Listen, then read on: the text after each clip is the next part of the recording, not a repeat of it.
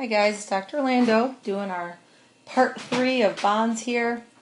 Hydrogen bonds, the last one we're going to talk about in class. There are other types of bonds, but the 3 big ones you got to know for our class are covalent, ionic, and hydrogen bonds. So hydrogen bonds are really interesting. They're not technically bonds. They don't actually bind atoms together. So what they bind is they bind molecules. And in fact, some scientists won't even call them bonds. They just call them attractions. Okay, so what are they? How are they? How do they work? They are weak electrical attractions between polar covalent molecules. When you think polar covalent molecule, one of the first things that should come into your mind about an example of a polar covalent molecule, you should immediately jump to water. That was our polar covalent molecule, and we said that it had that partially negative charge on the oxygen and a partially positive charge on the hydrogen. Okay, so it was polar because there was unequal sharing of those electrons, right? The oxygen got those electrons more than the hydrogens. Okay, so how many hydrogen bonds occur at any given time? Well, these are temporary attractions. You can't pin them down the way you can an ionic bond or a hydrogen bond, so you can't really count them, but you just have these weak attractions that are occurring and essentially binding and releasing constantly. So I can't really say how many, but I want you to remember about them that my Scotch tape analogy. Remember, with Scotch tape, one little piece of Scotch tape won't do much to keep somebody out of a present, but if you take a ton of Scotch tape and you wrap it all up, present with Scotch tape, it's hard to get into it. So that's kind of how hydrogen bonds are. One of them is very weak, but collectively hydrogen bonds are incredibly strong and are responsible for some major conformation and shapes that occur in some of the molecules and compounds in our body. Okay, so let's look at what it looks like in a beaker of water, we'll say, or in practice. So we are going to use water as our example for hydrogen bonding. So you can draw a whole bunch of water molecules all around. And when you're doing that, again, you're remembering the oxygen is negative, and the hydrogens, you can put some upside down because, they don't all orient the right way.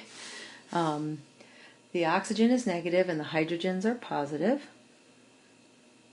And they have those partial charges, partial negative, partial positive. I'm not going to put the partials in, I'm just going to put the negatives and the positives. Yep.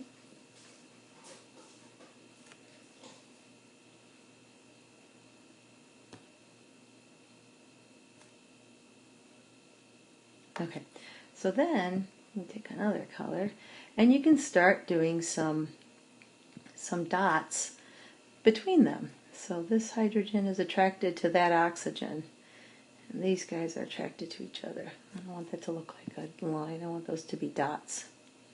Sometimes you'll see them drawn like dots. Sometimes you'll see them drawn like this, like lines like that. Either way is fine to draw them. I like dots myself. And you can see how they are, and you can even draw them, so that one of these, I've got this hydrogen being attracted to this oxygen and this oxygen attracted to this hydrogen. What we're just trying to show is that they're all kind of attracted to each other, and that at any given time they could be attracted to one oxygen molecule or a different molecule. And what it tells us is that what it helps us figure out is some of those important properties of water. Okay, so hydrogen bonds are responsible for the cohesive property of water. And I'm going to go over all of the properties of water in another video, but just want to point this out.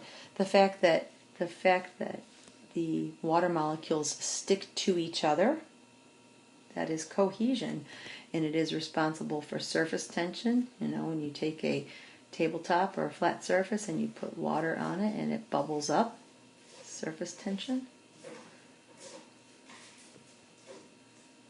Because all of the water molecules that are in here are sticking to each other, so they hold a shape.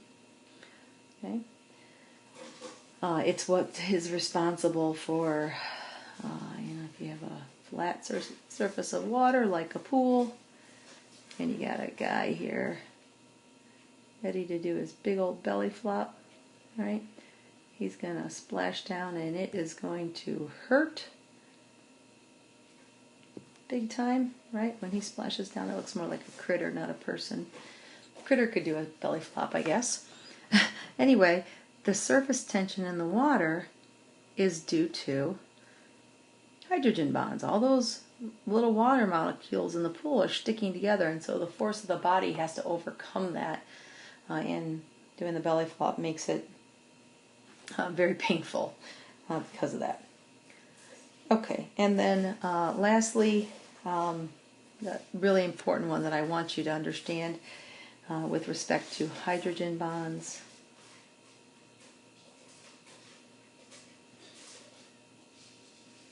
is pulmonary surfactant.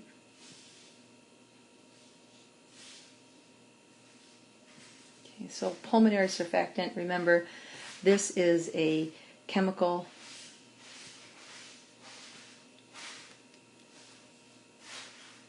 that is produced by lung cells. Okay. And its job, pulmonary surfactant's job, is to break hydrogen bonds. Just said, one single hydrogen bond is not bad, but a whole bunch of them together is very strong. Remember that the surface area of the lungs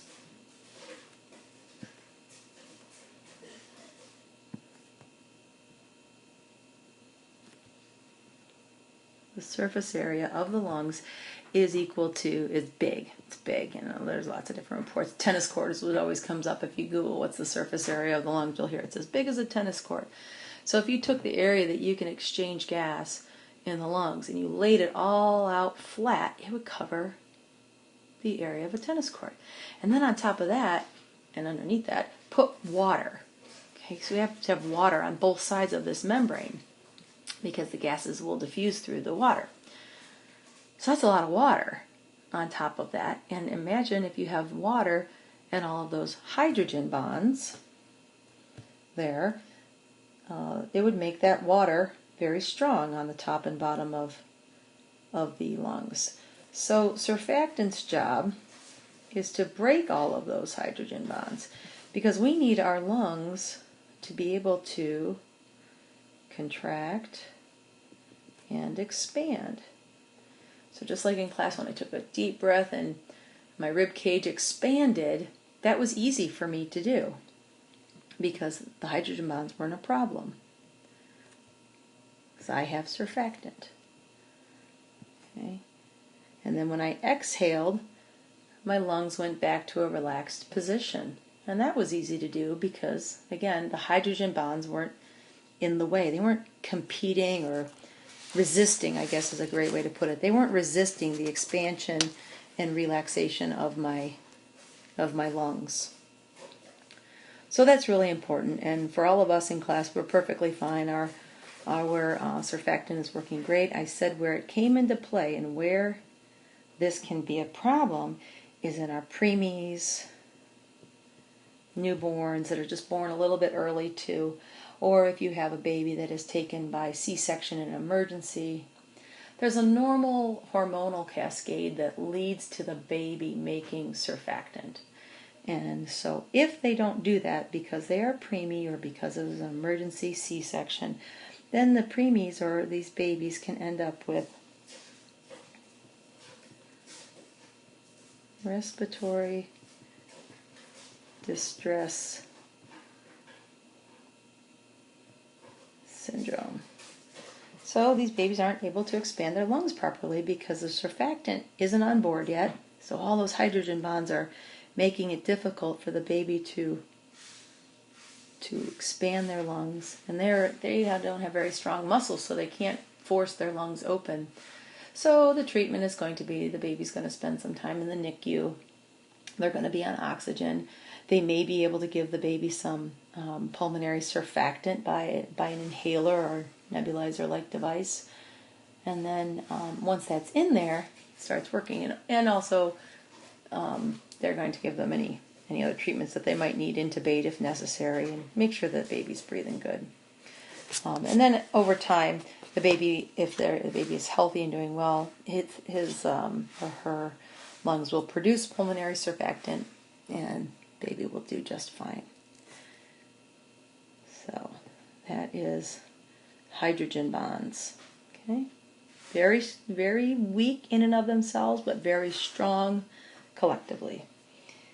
If you have any questions on that, please feel free to email me or call. Have a good one.